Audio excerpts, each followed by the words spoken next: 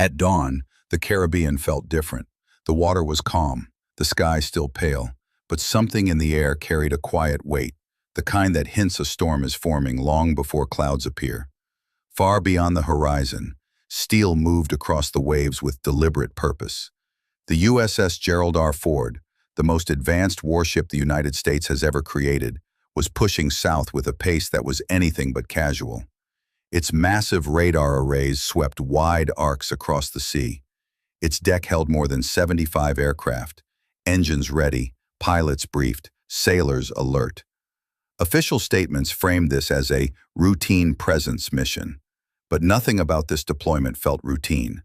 Not the timing, not the size, not the silence from Washington, and certainly not the tension rising inside Venezuela's leadership as this floating fortress drifted closer.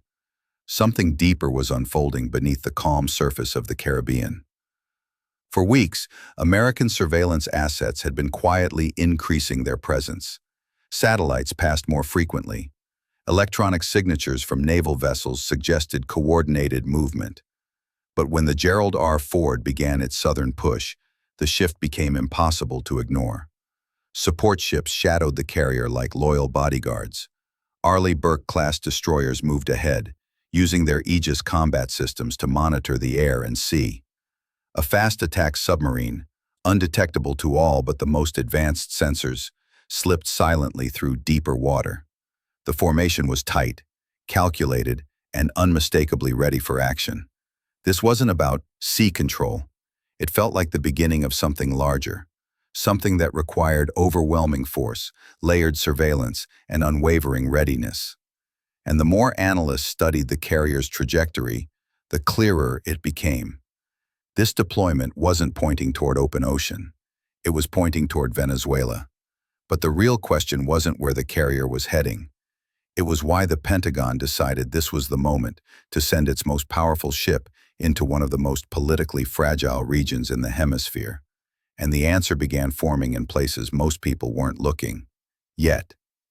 Relations between Washington and Caracas had been tense for years, but by late 2025, something changed. The United States began openly accusing President Nicolas Maduro and senior Venezuelan officials of overseeing a sprawling criminal network, one Washington labeled Cartel de los Soles, a transnational empire of narcotics trafficking, money laundering, and covert alliances. American intelligence reports describe this network as a joint enterprise involving military commanders, political elites, and smugglers. The pipeline they allegedly control moves between 350 and 500 tons of cocaine every year, a flow so massive it touches the Caribbean, Central America, and ultimately, the United States. Sanctions followed, asset freezes, travel bans, financial restrictions that locked out Venezuelan officials from international banking systems. But even as the pressure mounted, smuggling routes adapted. New sea lanes appeared. New air corridors opened. Hidden ports in Falcon, Sucre, Zulia, and remote borderlands became central hubs. For Washington, this wasn't merely criminal behavior. It was a national security threat. And national security threats rarely end with diplomacy alone.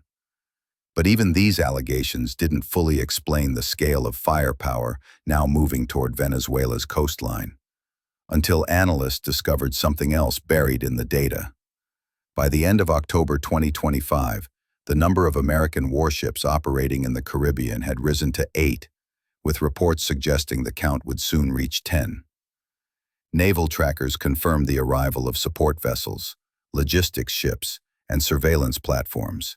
Combined with the amphibious Ready Group that had deployed from Norfolk earlier that year, the total manpower surpassed 9,000 sailors and Marines. This wasn't an interdiction fleet. It wasn't a humanitarian force. It wasn't a symbolic display.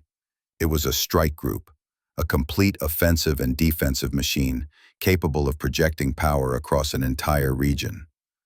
The Gerald R. provided air dominance.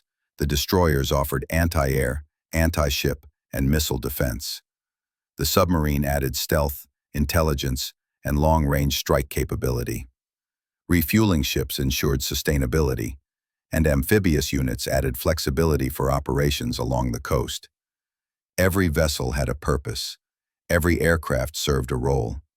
Every movement fit into a pattern that suggested something far more comprehensive was unfolding.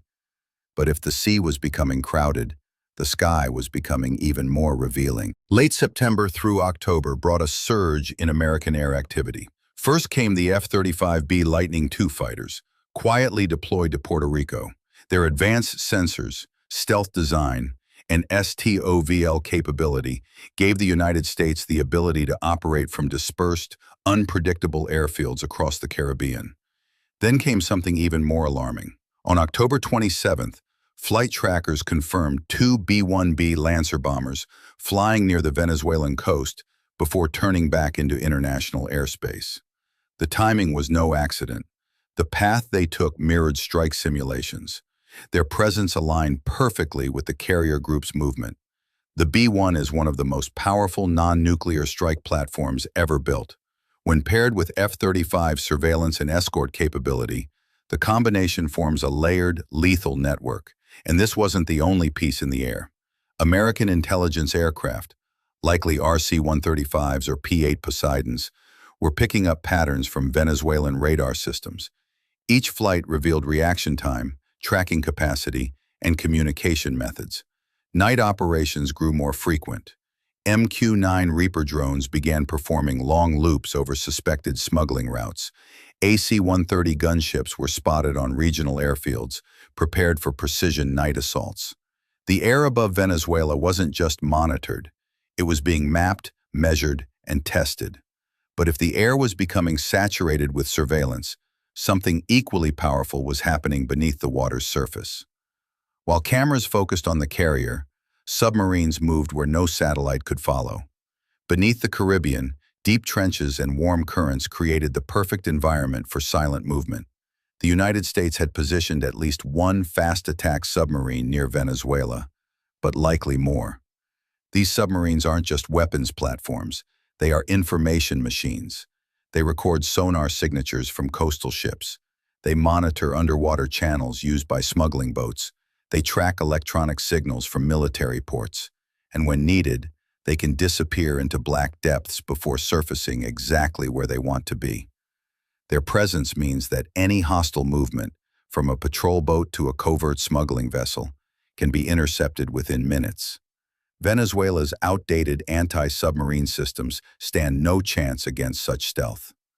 The Caribbean, once a vast open playground for traffickers, was becoming a monitored corridor. And the more visible the pressure became, the more it hinted at Washington's true strategy. The United States had no intention of launching a traditional invasion. No massive troop landings, no armored thrusts, no occupation plans. Instead, Washington embraced a modern model: intelligence, surveillance, and precision. MQ-9 Reapers created a constant live map of maritime routes. Arleigh Burke destroyers carried Tomahawk cruise missiles, able to hit coastal targets from hundreds of kilometers away. F-35s provided stealthy overwatch. B-1s and B-52s supplied shock value, readiness, and long-range capability. This wasn't about overwhelming force. It was about perfect visibility and the ability to strike with minimal risk. To Washington, this was how you pressure a government without destabilizing the region. To Venezuela, it wasn't deterrence. It was encirclement. And as pressure tightened, analysts began noticing something troubling. Venezuela's military has numbers on paper, but not in practice. The regime claims over 4.5 million militia members, yet independent estimates place actual active personnel near 343,000, many undertrained and underpaid. Its air force relies on aging Soviet-era fighters, Su-30 Mk2s and old F-16s, many grounded due to lack of spare parts. Radar coverage is spotty, leaving massive blind zones along the coastline. Communications across regional commands are unreliable. This imbalance creates a dangerous environment. The United States sees everything. Venezuela sees almost nothing. And in military standoffs, not seeing is often more dangerous than acting. A radar misread, a jet that flies too close, a misidentified vessel at night. Any one of these could spark an unintended escalation, which leads us to the scenarios experts fear the most. 1. De-escalation. Venezuela cooperates with regional partners, restricts cartel activity, and opens a diplomatic channel. The U.S. reduces pressure, tensions ease, but this requires internal stability. Caracas does not currently have. 2. Limited precision strikes. The U.S. targets cartel infrastructure or arms shipments moving through Venezuelan waters. No invasion, but a clear show of force. This is possible, but risks collateral damage and foreign reaction. 3.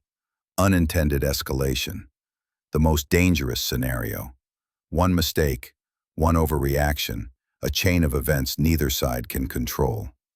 If foreign advisors, Russian, Chinese, or Iranian, are present at Venezuelan military sites, even a small strike could escalate into something far larger than Washington intends. And now, with flights increasing, ships repositioning, and sanctions tightening, observers are watching every movement for signs of which direction this crisis will turn. What happens next will define the balance of power across the entire Western Hemisphere. The United States has shifted from presence to pressure. Venezuela is reacting with a mix of defiance and fear. The sea is crowded with warships. The air is thick with surveillance. Smuggling routes are collapsing. Intelligence networks are tightening. And the world is watching a slow, quiet escalation unfold in real time. This is not the end of the story. It's the beginning of a new chapter, one that could calm the region or ignite it. What do you believe is coming next?